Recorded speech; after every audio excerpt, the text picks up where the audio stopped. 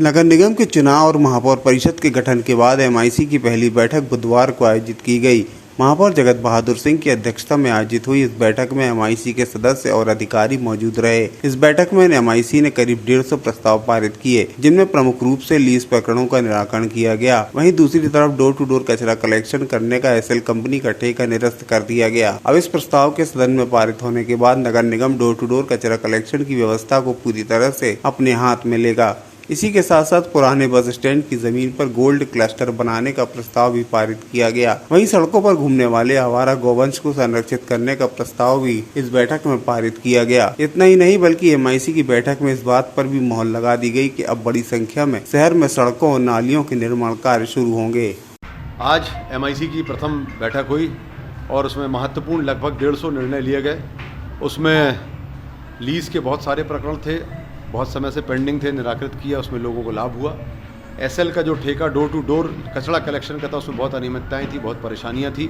आज उसको निरस्त किया गया सदन से। वो जब निरस्त हो जाएगा उसके बाद वो पूरी व्यवस्था नगर निगम खुद देखेगी और व्यवस्थित तरीके से आज हम 50% घरों में भी डोर टू डोर कलेक्शन का काम अच्छे से नहीं कर पाते। कोशिश ये है कि आने वाले समय में 100% घरों में हम डोर टू डोर कलेक्शन कर सकें।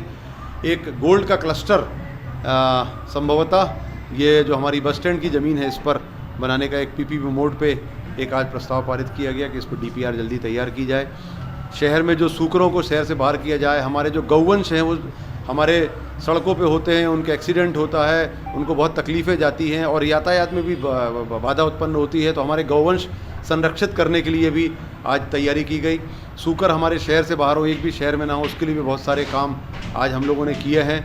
इसी तरीके से जबलपुर शहर में करोड़ों की रुपए की राशि से सड़कें, नाली, उनके निर्माण कार्य चालू हो रहा है, गार्डन के काम चालू हो रहे हैं और अधोसंरचना को लेकर करोड़ों रुपए की राशि के काम बहुत जल्द जबलपुर शहर में चालू होंगे। ऐसी अनेक योजनाओं, सबसे ऊंचा तिरंगा 75 मीटर का जबलपुर शहर में लगेगा। गौरी घाट जो अपभ्रंश है नाम, उसको गौरी घाट माता पार्वती के नाम से किया जाना तय हुआ। माँ कर्मा देवी को लेकर भी और भी ऐसे बहुत सारे प्रकरण को लेकर बहुत सारी बातें हुई है। जो हमारा तीर्थ क्षेत्र जहाँ से चालू होता है वहाँ पे गौरी घाट में एक बड़ा प्रवेश द्वार बनाने की बात भी है। इसके अलावा सफाई व्यवस्था को लेकर बहुत बड़ी व्यवस्थाएँ की गई है। जल व्यवस्था को लेकर लगभग 20,000 से 25,000 कनेक्शन 3 महीने में कैसे किए जाएंगे और आने वाले 2 साल के अंदर हर घर में मां नर्मदा जल हो, उसको लेकर 190 करोड़ रुपए की परियोजना पर आज हम लोगों ने प्रस्ताव पारित किया और उसकी चर्चा चालू की है।